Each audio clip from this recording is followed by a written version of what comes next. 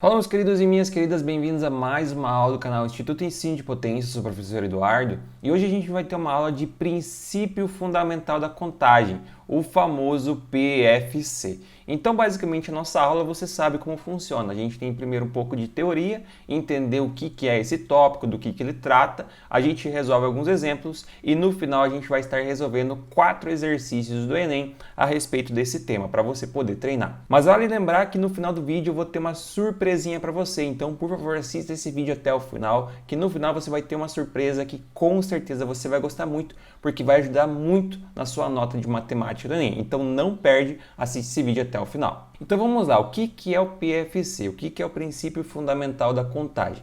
O PFC basicamente é uma ferramenta da análise combinatória utilizado para calcular as possibilidades para um evento de N etapas. Então eu vou ter algum caso aleatório, vou ter um determinado caso de possibilidades, onde eu vou querer calcular as possibilidades e dependendo do contexto eu vou poder utilizar dessa ferramenta da análise combinatória, que é o PFC, para estar fazendo esse cálculo de possibilidades. Vale destacar também o seguinte, em alguns casos, tá? Em alguns casos, você vai poder substituir o arranjo pelo PFC, tá? Então, em alguns casos específicos, onde você poderia estar resolvendo por arranjo, você vai poder resolver por PFC. Então, isso é algo que é muito interessante, porque muitas vezes as pessoas acabam esquecendo a fórmula do arranjo. Então, por isso, em alguns casos, você pode sim resolver exercícios de arranjo por PFC. E o PFC é algo assim que não tem muita teoria por trás, o PFC é totalmente simples, o PFC é apenas uma ferramenta. Daí para a gente entender um pouco melhor sobre o que é o PFC e como que ele funciona, eu vou estar resolvendo agora alguns exemplos para você ver como é cobrado e depois a gente resolve exercícios do Enem para você entender de fato como é cobrado no Enem. Então vamos lá, vamos resolver o primeiro exemplo de PFC. Exemplo 1, João tem em seu guarda-roupas 5 calças e 7 camisetas. De quantas formas ele pode se vestir. Então, o que a gente tem aqui? A gente tem um contexto onde o João, o nosso amigo João, ele tem no seu guarda-roupa 5 calças e 7 camisetas. Então, ele vai ter 5 calças e ele vai ter o quê? Ele vai ter 7 camisetas. O que acontece? Quando ele vai se vestir, ele vai estar usando o quê? Ele vai estar usando uma calça e uma camiseta. Então, vai ser calça e camiseta. Por que eu estou fazendo isso? Ele usa uma calça e camiseta. Quando eu tenho calça e camiseta, se liga na dica, informação muito importante. Quando eu tenho um e outro, o que a gente vai ter? A gente vai ter uma tá? Isso aqui é só para destacar, a multiplicação, tá? Muito importante você prestar atenção nisso. Quando eu tenho basicamente uma coisa e outra coisa dentro do PFC, a gente multiplica as quantidades. Então presta muita atenção nisso, porque isso você utiliza em tudo na análise combinatória. Quando você tem uma coisa e outra, uma condição e outra juntos, você vai estar multiplicando elas, você vai estar fazendo uma multiplicação. Então aqui você vai ter a quantidade de calças e aqui a quantidade de camisetas. Quantas calças você tem? Você tem 5 calças. Quantas camisetas? 7. Portanto, como é camisetas e calças, no caso calças e camisetas, a gente multiplica. Então, no caso, 5 vezes 7, 35. Portanto, você vai ter 35 possibilidades. Então, se você puder tirar algo aqui desse exemplo, é o seguinte. Quando você tem uma condição e outra condição, no caso, um dado e outro dado, você multiplica os dados. Segundo exemplo para a gente estar praticando mais isso daqui. Vamos lá, agora um exemplo diferente. Exemplo 2. Júlia tem 4 chinelos e 6 sapatos. De quantas formas diferentes ela pode escolher o seu calçado? Então, o que o exercício quer saber? O exercício quer saber de quantas formas ela pode escolher entre os 4 chinelos e os 6 sapatos. O que acontece? Ou ela vai utilizar chinelo ou ela vai utilizar sapatos. Você concorda comigo? Ou ela usa chinelos ou ela usa sapatos. No caso, ou ela usa um chinelo ou ela usa um sapato. O que acontece?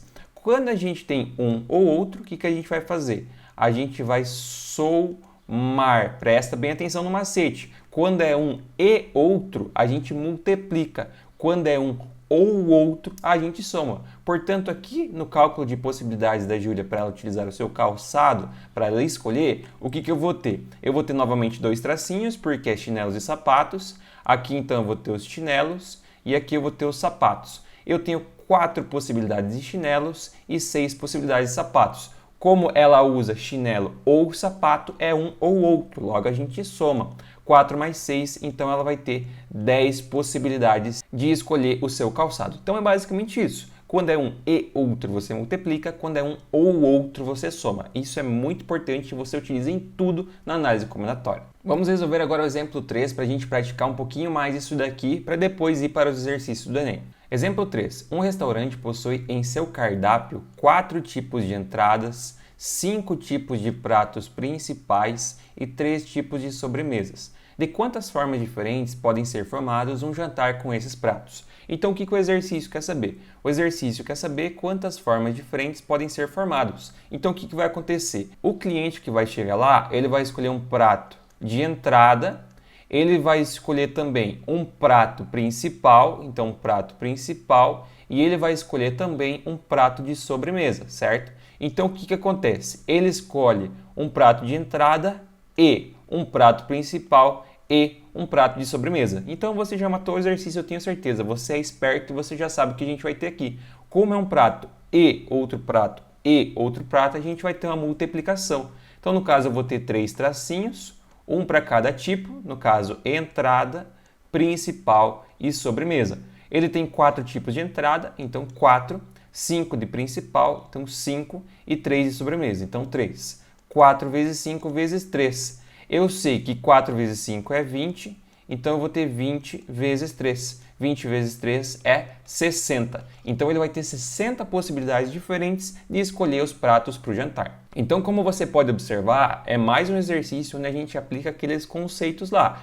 Um e outro multiplica, um ou outro a gente soma. Último exemplo antes da gente chegar lá nos exercícios do Enem. Vamos lá. Júlia foi viajar e em sua mala colocou 5 sapatos, 2 chinelos, 3 calças e 7 blusas. De quantas formas diferentes ela pode se vestir? Prestem muita atenção, o que ele quer saber?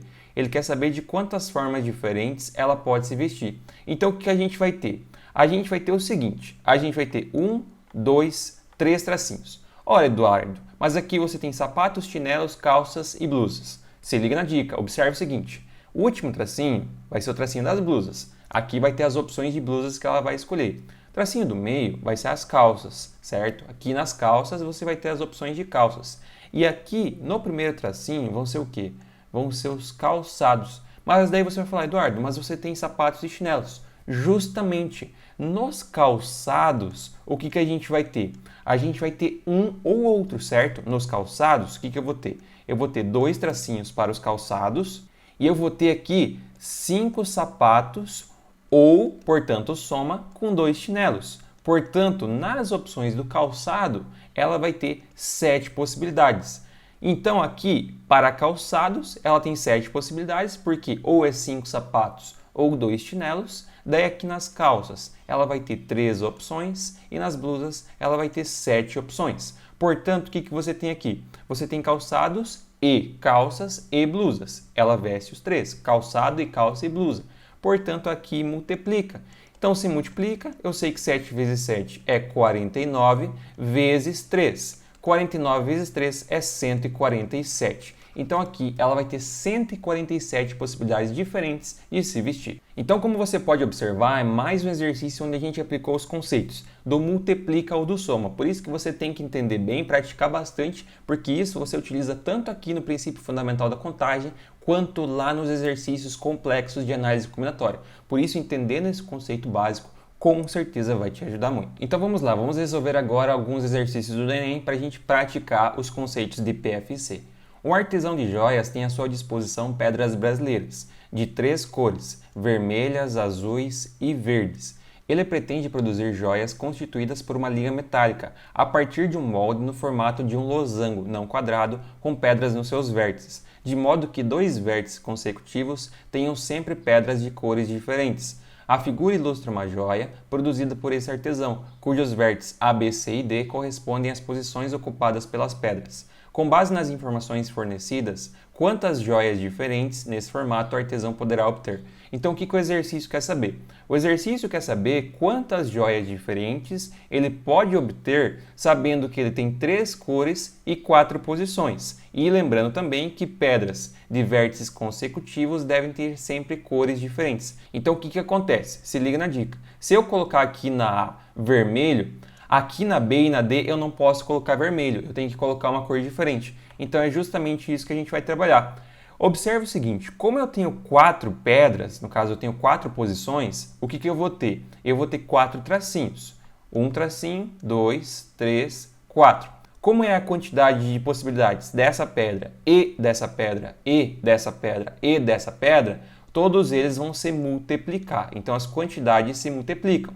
Daí aqui eu vou ter as quantidades de A, de B, de C e de D. Vamos lá, agora a gente vai interpretar o que está acontecendo. Observe o seguinte. Começando aqui na A, sabendo que eu tenho 3 opções de cores, como eu começo na A, eu não tenho restrição alguma ainda, portanto aqui eu vou ter 3 possibilidades.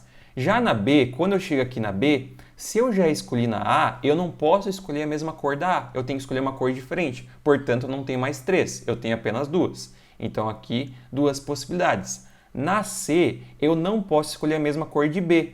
E da D eu não escolhi ainda, portanto na C também vai ter 2 possibilidades, porque ele não pode escolher a cor de B, ele pode escolher qualquer uma das outras 2, portanto na C também 2 cores. E já na D não pode escolher a mesma cor de A e também não pode escolher a mesma cor de C, portanto na D só vai ter uma possibilidade. Logo o que eu vou ter? 3 vezes 2 é 6, 6 vezes 2 é 12, então vai ter 12 possibilidades. Daí eu sei que muita gente vai perguntar, Eduardo, mas e se por acaso você tivesse cores iguais em vértices opostos? Gente, esse cálculo aqui, ele já contempla isso. Quando a gente faz essa conta aqui, já está contemplando. Porque como você tem 3 cores, você já está condicionando isso. Você já sabe que pelo menos uma cor vai ter que repetir. Mas eu posso fazer esse cálculo com você. Observa comigo. Vamos supor que A é a mesma cor que C, tá? Não precisa ser azul, tá? Não precisa ser azul. Eu só estou colocando o azul para mostrar que é a mesma cor. Mas pode ser vermelho e pode ser verde, tá? Não precisa ser azul. Só estou colocando azul para dizer que é a mesma cor. O que eu vou ter? Eu vou ter novamente os 4 tracinhos, então aqui A, aqui B, aqui C e aqui D. Novamente eles vão se multiplicar. O que vai acontecer? No A, como é o A que manda, ele vai ter novamente 3 possibilidades. O B não pode ser a mesma cor de A e a cor de C é igual à cor de A, portanto o B vai ter 2 possibilidades. O C só vai ter uma possibilidade. Por quê? Porque o C tem que ser igual ao A. Como o A eu já escolhi, o C só tem uma possibilidade. Portanto, o C só vai ter uma. E o D não pode ser a mesma cor de A nem de C. Mas como são iguais, sobram 2 cores. Portanto, 2. Se você fizer a conta, 3 vezes 2 vezes 2 é igual a 12. Então, também vai dar 12. Por isso, pessoal, basicamente, quando a gente faz essa conta aqui, a gente já contempla todas as possibilidades. Portanto, a alternativa correta é a alternativa B. Então, é basicamente isso, pessoal. Um exercício, sim, do Enem, que foi considerado muito difícil, mas é um exercício utilizado do PFC para ser resolvido. Então, vamos lá. Vamos resolver mais um exercício de PFC.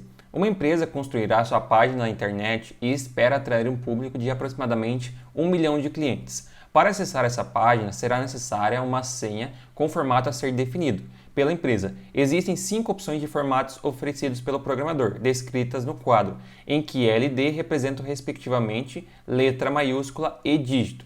As letras do alfabeto, entre as 26 possíveis, bem como os dígitos entre os 10 possíveis, podem se repetir em qualquer das opções. A empresa quer escolher uma opção de formato cujo número de senhas distintas possíveis seja superior ao número esperado de clientes, mas que esse número não seja superior ao dobro do número esperado de clientes. A opção que mais se adequa às condições da empresa é. Então, o que o exercício quer saber? O exercício quer saber, basicamente, qual dessas 5 opções atende às condições que eles querem. Qual que é a condição? O número de senhas tem que ser superior ao número esperado de clientes e inferior ao dobro. Eu sei que o número esperado de clientes é 1 milhão. Então, as minhas senhas, certo? As minhas senhas, o que vai ter que ser? As minhas senhas vão ter que ser maiores que 10 na sexta, a quantidade vai ter que ser maior que 10 na sexta e menor que 2 vezes 10 na sexta. Para quem não sabe, 10 na sexta é 1 milhão e 2 vezes 10 na sexta são 2 milhões. Então, basicamente, a quantidade de senhas que a gente tem que calcular tem que ficar nesse intervalo. Outra coisa que o exercício me traz. O exercício me traz que a quantidade de letras, que é o meu L aqui, a quantidade de letras são 26 letras, que são as letras maiúsculas. E os dígitos, que é o D, são 10. Então, eu basicamente aqui tenho um exercício de PFC, onde eu tenho 5 possibilidades de PFC diferentes e eu vou ter que calcular as quantidades de senhas de cada um desses PFCs. Daí aqui, gurizada, como é tudo dígito e outro dígito, por exemplo, você vai ter o dígito 1 e o dígito 2, aqui todos esses valores vão se multiplicar. Então, no caso aqui, é só você fazer a conta e descobrir qual que fica dentro desse intervalo. Então é isso, mamão com açúcar. Então se liga na dica. Aqui no primeiro, você vai ter 26 e aqui tu vai ter 1, 2, 3, 4, 5. Então você vai ter 26 que multiplica 10 na quinta, porque cada Dzinho desses é 10 se multiplicando. Como você tem 5, 10 na quinta. Então 26 vezes 10 na quinta é 2,6 vezes 10 na sexta. Coloca uma vírgula aqui e aumenta uma casa aqui no zero. Então por isso 2,6 vezes 10 na sexta. Como 2,6 vezes 10 na sexta é maior que 2 vezes 10 na sexta, a opção 1 já cai fora.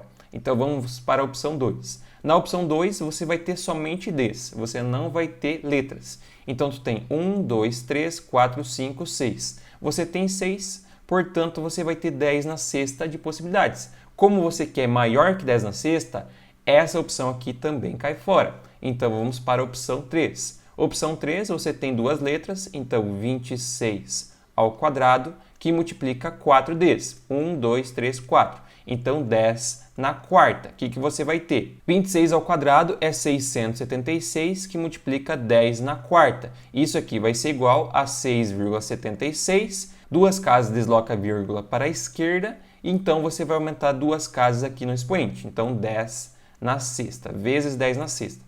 6,76 vezes 10 na sexta é consideravelmente maior que 2 vezes 10 na sexta. Portanto, o 3 também cai fora.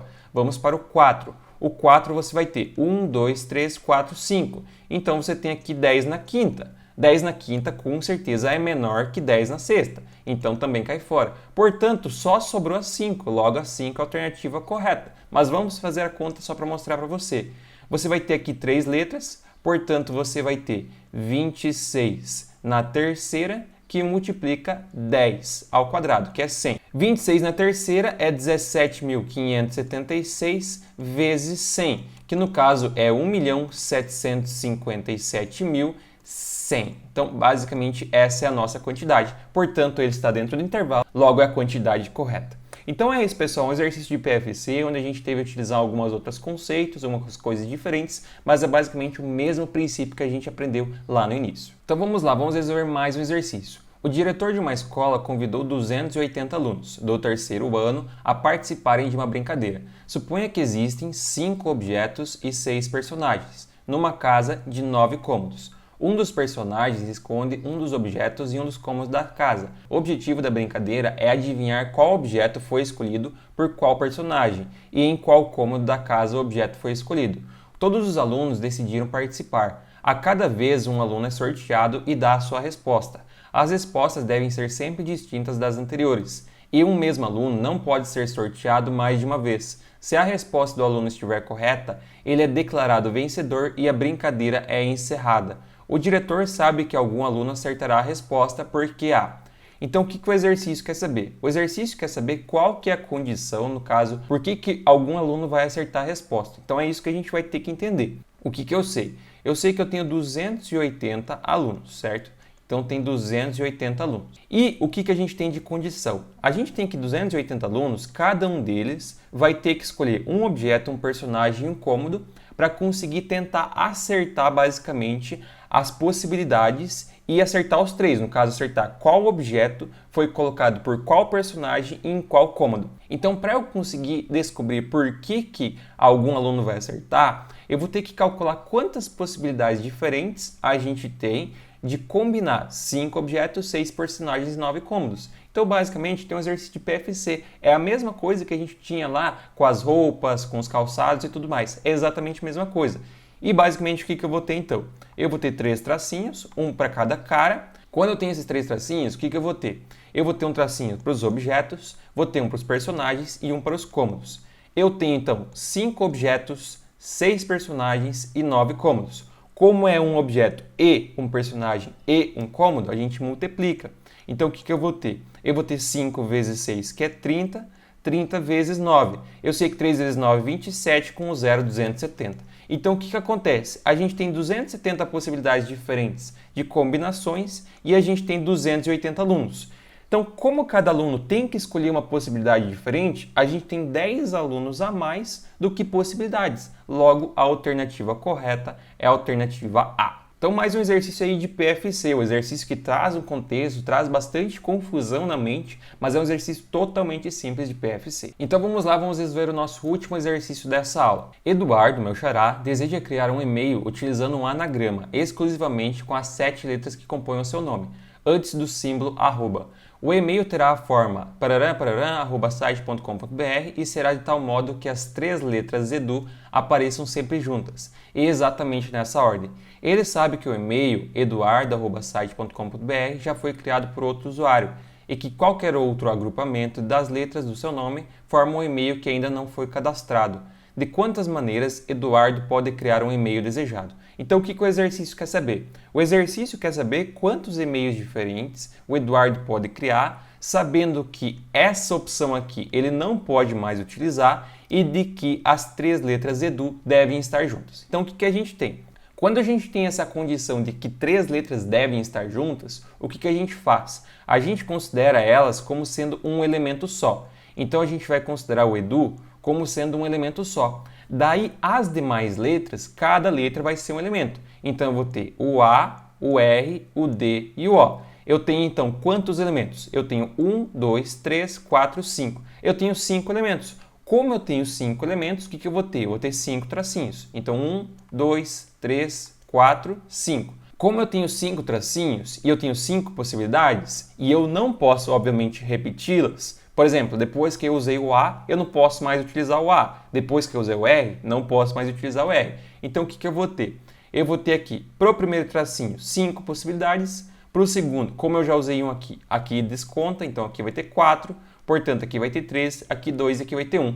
Então, no caso, como é um tracinho, a gente multiplica. Então, 5 vezes 4 é 20, 3 vezes 2 é 6, então 20 vezes 6. 20 vezes 6 é 120. Então, são 120 possibilidades. Mas, espera aí, tem uma possibilidade dentro dessas que é o seguinte, que é a possibilidade Eduardo.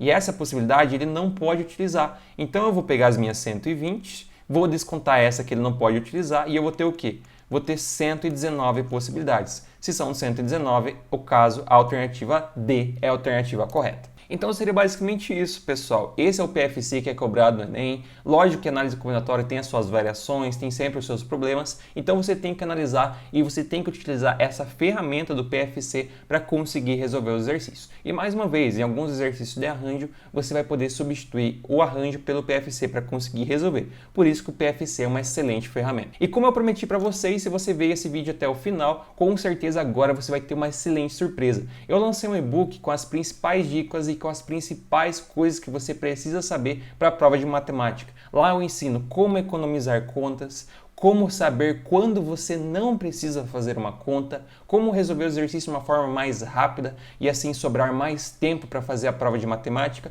e muitas outras dicas que vão te ajudar muito na prova de matemática. Se você pegar esse e-book e em 2 dias dar uma boa lida e fazer as tarefas, com certeza você pode aumentar muito a sua nota de matemática. Então, por isso, é algo assim que com certeza vai te ajudar muito. E o melhor de tudo, está com preço super acessível, que com certeza vai te ajudar muito no final. Então, se você está interessado em ter uma boa nota em matemática no Enem, acesse o link na descrição e também no comentário fixado. Adquira já o seu e-book, com certeza vai te ajudar muito. Então é isso, pessoal. Qualquer dúvida que você tiver, alguma coisa que não ficou claro, deixe aqui embaixo nos comentários que com certeza estarei esclarecendo para você o mais breve possível. Também peço para você que se inscreva e ative as notificações para não perder um vídeo, uma dica e uma novidade. Muito obrigado a todos que assistiram, bons estudos, grande abraço, valeu e até a próxima!